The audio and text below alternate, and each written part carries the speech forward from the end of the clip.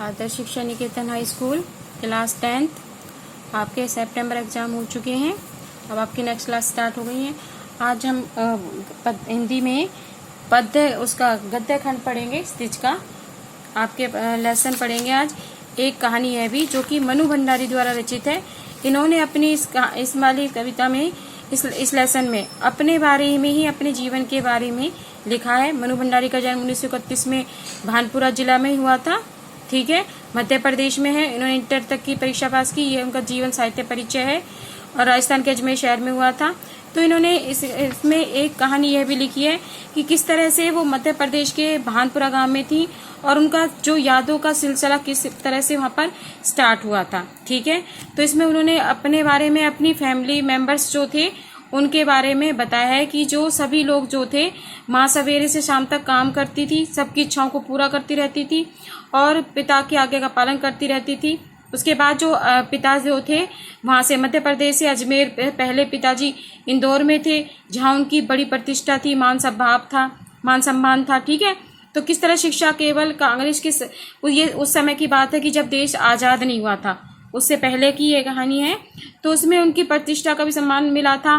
कांग्रेस के साथ साथ वह समाज सुधारकों के काम भी करते थे। शिक्षा के केवल में उपदेश ही नहीं देते थे, बल्कि उन दिनों 8-8, 10-10 विद्यार्थियों को वह घर में ही क्या करते थे, पढ़ाते थे, ठीक है। और उनके हृदय में दूसरों के लिए क्या थी, सहानुभूति थी। उसके अलावा जो उनकी माँ थी वो बिल्कुल कैसी थी, सहनशील वाली स्त्री थी। तो लेखिका पर जो है अपने पिता का ज़्यादा प्रभाव पड़ता है, क्योंकि जो उनकी माता थी वो सिर्फ घर के ही काम में और सबके ध्यान रखने पर ही ज़्यादा ध्यान देती थी, ठीक है। परंतु जो उनकी जो बहन थी, लेखिका की बहन थी सुशीला, जो कि रंग से गोरी थी और सहनशील थी, तो पिताजी उनकी ज़्यादा वो करते थे। और उन पर जो लेखिका थी वो रंग से थोड़ी काली थी, तो उसका उन पर भी प्रभाव पड़ता था, वे उनसे काला कहा जाता था। तो गोरा रंग पिताजी की क्या थी, कमजोरी थी, जो बचपन में उनकी जो बहन थी प्रशंसा उनकी ही करते रहते थे, ठीक है। ऐसे गहरे हीन भाव की जो ग्रंथि पैदा नहीं कर दी थी कि सम्मान और प्रतिष्ठा के बावजूद आज तक भी वो उबर नहीं पाई थी। वो सोचती रहती थी उस बारे में, ठीक है। बाद में क्या होता है, उनकी जो बहन होती है वो सुशीला, उनका क्या हो जाता है, विवाह हो जाता है, ठीक है। और पिताजी जो होते हैं कुंठाओं के रूप में कहीं पड़ती और केवल बाहरी भिन्नता के आधार पर अपनी परंपरा और पीढ़ियों को नकारने वालों को क्या सचमुच बिल्कुल एहसास नहीं होता है। तो पिता के ठीक विपरीत ही हमारी जो माँ थी वो पढ़ी लिखी नहीं थी, वो धरती से भी ज़्यादा धैर्य और सहनशील थी जो माता जी थी, ठीक है। उन्होंने जिंदगी भर अपने लिए कुछ नहीं मांगा। वो चाहती थी कि उनका परिवार जो है हमेशा सही रहे, और ये त्याग की एक भावना उनके मन में रहती थी। 5 भाई बहनों में जो लेखिका थी वो सबसे छोटी थी। सबसे बड़ी बहन की शादी के बाद शायद 7 साल की थी। उनकी एक धुंधली सी उनके मन में तस्वीर थी कि किस तरह से उनका विवाह हुआ था, ठीक है, और कैसे वो अपनी बहन के साथ खेलती थी और कैसे वो गिल्ली डंडा वगैरह खेलती थी। तो इस तरह से उस समय तक जो हम लेखिका बताते कि हमारे परिवार में लड़की के विवाह के लिए अनिवार्य योग्यता थी कि उम्र में 16 वर्ष और शिक्षा में केवल क्या थी, मैट्रिक थी।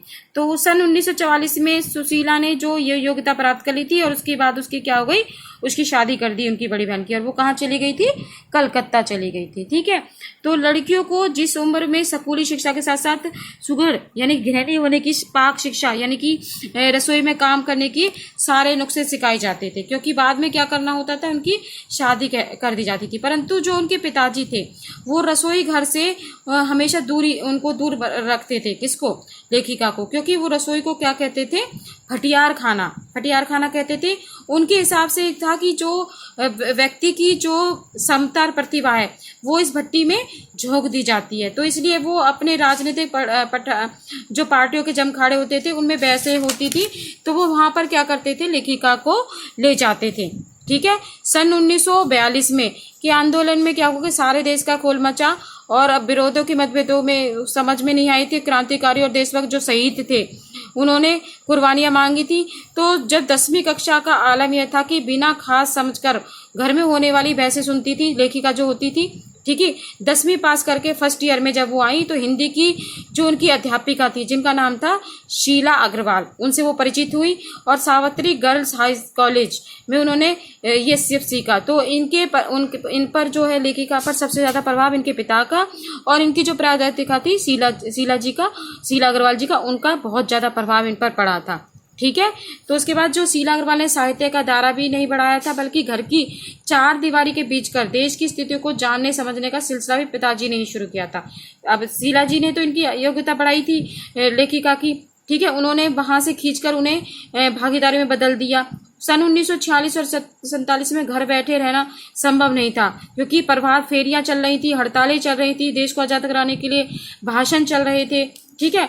तो इसमें क्या था कि सब जो युवा वर्ग था उसमें शीला अग्रवाल की जोशीली बातों ने रगों में खून के लावे बदलने लगी थी। वो भी भाषण देती थी जो उनकी अध्यापिका थी, जो अध्यापिका थी। तो इससे क्या हुआ, जो इनका प्रभाव इस तरह से पड़ा कि जो मनु भंडारी थी यश कामना में नहीं बल्कि यश लिप्तता पिताजी की बड़ी दुर्बलता थी। और तो उन्हें चाहिए था कि भी किस तरह समाज में उसका नाम और सम्मान की प्रतिष्ठा हो। इसके लिए मैं एक बार कोप से बच भी गई थी पिताजी की तरह। एक बार क्या हुआ था कि कॉलेज से प्रिंसिपल का एक पत्र आया उसमें क्या हुआ था कि पिताजी को मिलने के लिए, मेरे प्रिंसिपल का पत्र आया और उसमें पिताजी को मिलने के लिए बुलाया गया। पत्र को पढ़ते ही जो पिताजी थे वो क्या हो गए, आग बबूला हो गए और माता जी से कहने लगे कि ये जो लड़की है हमें कभी भी मुंह दिखाने लायक नहीं रखेगी, ठीक है। तो गुस्से से गुनगुनाते हुए वो चले जाते हैं। तो उनके क्रोध से बचने के लिए जो लेखिका होती है एक पड़ोस के मित्र के घर में जाकर बैठ जाती हैं। तो वहां कर आकर जब पिताजी कॉलेज से आकर लौटते हैं तो उन्हें विश्वास ही नहीं हुआ। तो वो बहुत हंसते हैं और लेकिन जो वो आती है तो डरी डरी से आती है लेखिका। तो वो बताते हैं कि सारे कॉलेज की जो लड़कियां हैं उन पर हमारी जो शीला उसका कितना प्रभाव पड़ता है। मनु भंडारी का बताते हैं कि जो प्रिंसिपल है बहुत परेशान थी और बार बार आग्रह कर रही थी कि मुझे घर बिठा लो, यानी कि उन्होंने कहा, पिताजी से कहा था कि इसे घर बिठा लो, क्योंकि डरा धमकाकर वो डांट डपक कर लड़कियों को क्लासों में भेजते हैं। वो सारी लड़कियों को क्या करती है, बाहर इकट्ठा कर लेती है ग्राउंड में और जुलूस निकालती हैं, ठीक है। किसकी जुलूस निकालती? देश को आजाद कराने के लिए वो नारे लगाती थी। इस घटना से जो पिताजी होते हैं वो क्या होते हैं, बहुत ज्यादा प्रभावित होते हैं। एक घटना और थी, जब आजाद हिंद फौज के मुकदमे का सिलसिला जब शुरू हुआ तो किस तरह से दुकानों और हड़ताल का आह्वान हो रहा था और किस तरह से छात्राओं को इकट्ठे कर रहे थे। यहाँ देखिए इस पिक्चर्स में, ये कॉलेज की पिक्चर है जिसमें जो मनु भंडारी हैं बीच में खड़ी हुई हैं और किस तरह से हड़तालें कर रही हैं, ठीक है। ये आगे देखिए कि जो किस तरह से भाषण देती हैं और आगे पीछे मुड़कर देखती हो तो इतना समझ में आ जाता है कि क्या मुझे मेरी उम्र थी क्या। वो बताते हैं लास्ट में कि मेरा भाषण रहा होगा। तो डॉक्टर्स तो उनके मित्र आते हैं एक बार मिलने के लिए, किसके, मनु भंडारी के पिताजी के, जिनका नाम था डॉक्टर अंबालाल जी। बैठे होते मुझे देखते उन्होंने गर्म जोशी से मेरा स्वागत किया और आओ आओ मन्नू मुझसे ये कहा, जब वहाँ बैठे हुए थे उनके पिता के साथ। और मैं चौपड़ पर तुम्हारा भाषण सुनते ही सीधा भंडारी जी को बधाई देने चला आया। तो उन्होंने, उनके मित्र ने क्या करा होगा, उनका भाषण सुना होगा मनु भंडारी का। तो वो उनके पिताजी के पास आते हैं और उनसे क्या करते हैं, मुबारकबाद देने आते हैं, ठीक है। तो उसकी तारीफ करते हैं, मनु भंडारी की तारीफ। तो जो उनके पिताजी होते हैं उनका गुस्से वाली बात बताई तो मैंने राहत की सांस ली। तो बाद में उनको गर्व महसूस होता है अपनी बेटी पर। तो यह तो डॉक्टर साहब का स्नेह और उनके मुख से देख प्रशंसा बनकर वह रह गया। और यह भी हो सकता है कि आज से 50 साल पहले अजमेर जैसे शहरों में चारों ओर से उमड़ती भीड़ के बीच एक लड़की बिना किसी संकोच के और धुआंधार बोलते जाना उसका एक मूल रहा होगा। पिताजी कितनी तरह के अनुव्रतों के बीच जीते होंगे और एक विशिष्ट बनने और बनाने की प्रबल लालसा। तो दूसरी ओर मां सामाजिक छवि के प्रति उतरी सजगता, और यह संभव है। क्या पिताजी को इस बात पर बिल्कुल भी एहसास नहीं था कि इन दोनों का रास्ता टकराहट वाला है? तो उसके बाद क्या हुआ, सन 1947 के महीने में शीला अग्रवाल को कॉलेज वालों ने नोटिस थमा दिया, जो उनकी प्रिंसिपल थी, कि लड़कियों को भड़काने और कॉलेज को अनुशासन बिगाड़ने के आरोप में उनको कॉलेज से निकाल दिया गया, ठीक है। और हमने क्या करा, थर्ड ईयर की क्लास बेंच बंद कर दी गई और 2-3 छात्राओं को प्रवेश निषेध कर दिया। उनमें कौन भी शामिल थी, मनु भंडारी भी शामिल थी। और हुड़दंग और बाहर रहकर इतना मचाया कि कॉलेज वालों को अगस्त में आखिर हमको दोबारा से ही कॉलेज में एडमिशन देना पड़ा। समझ में आया?